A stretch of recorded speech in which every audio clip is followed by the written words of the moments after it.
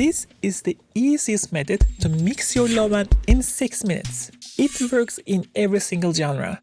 Take a low end from this to this. Let me prove it to you. The first thing, we will separate our bass into 3 dimensions. The sub bass, the mid bass, and the high bass. And we will start with the sub bass. So in this case, this will be our sub, and this will be our mids, and this will be our top. So after we, of course, figure out which one is which, we have to separate the frequencies, right? For the sub, I'm just gonna do like subtle low pass. This is more important. Here, cut around second or third harmonic. Like here, the first. Sing is around here, right? Listen together with the sub, so try to find that sweet spot. Very muddy. Too thin. Like here around is a super sweet spot, isn't it? And then we add the top. I'm gonna be more aggressive with this one. Once you have the channel, the second thing is sidechaining to your kick so that you have this sub separation between your kick and the bass itself. So I go to sub, put a shaper box, and it is in the 100%. It really creates this hard duck when the kick hits. And then I do the same thing for the body. This time it's only 73%. And the top, you don't need to use sidechain at all because it's on the top. It doesn't matter that much. But for creative purposes, I really like this like offbeat hit of this bass, like So I'm gonna go full sidechain to create this almost.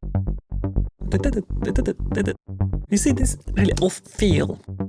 This will really help us to create the groove later on. Now, the most important thing is we want to get the sub levels right, because depending on where you are sitting or your headphones, there is always some imperfections that will make you hear the sub not as it is. I always suggest just get sub levels almost same to your reference track. In this case, I have this one.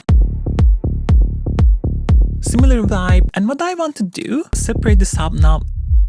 Somewhere around here, really the bass comes in. Then what you do, take that same EQ, put it on our group, so that we can also hear our low end exactly the same way. Right? Similar group. Once you have that, use a visualization tool. I'm using 5 filter per L2, but you can use anything that you like. There's a U-Lean, there are like other free options, I think. And this is the reference. So we definitely see the differences in the both kick and the sub bass. Let's get that kick sub levels right. Remember, we isolated the sub, so that we are adjusting the sub level of the kick. Around here, right?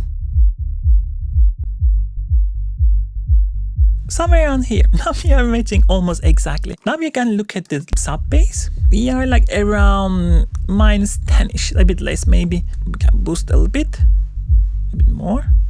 They sound very similar now, loudness-wise. When I switch. The one thing is our sub is a bit more spiky. You can always go to your bass or the subgroup and put a limiter, but I like this more human feel. I enjoy it. That means now we can focus on the mid area. Duplicate that EQ we had, and I'm gonna switch low pass to high pass and try to isolate the body of the bass.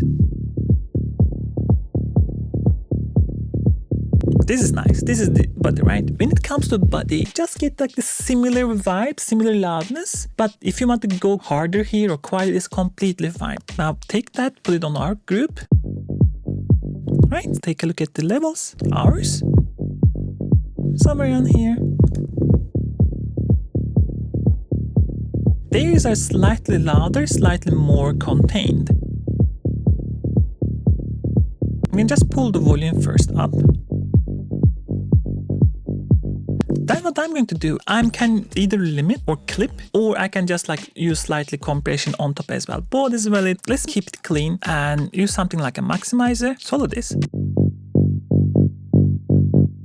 And pull down the volume back again. Without. The difference is not really that much. You can barely hear it, but we are just shaving that top transients. That will make our bass more contained, isn't it? Right? The reference track has much more content, and I want this a bit more like grooviness, a bit more relaxedness. The other thing I will do, though, I'm gonna go to group. I want to make it a bit smoother. I feel a bit like too thumpy for my taste. I like my bass smoother. Again, remember, on this area, it is your taste. Nobody is judging you. Like this.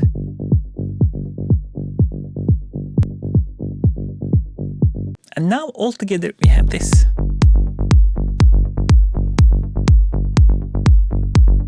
If you feel like you are getting value out of this video, please consider like and subscribe. And finally, the top bass. The most important thing here, when you listen to this, you can immediately think that kick is too clicky. Let's remove that. That's a big mistake because the click of the kick actually fights with the high end of your track. So what you need to do, at least play your hats or high end together with your low end.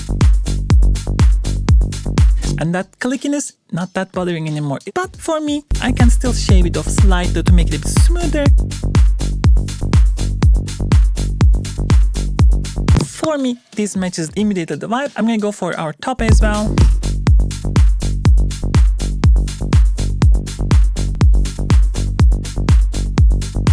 This is what I'm meaning. Look how much groove that it adds.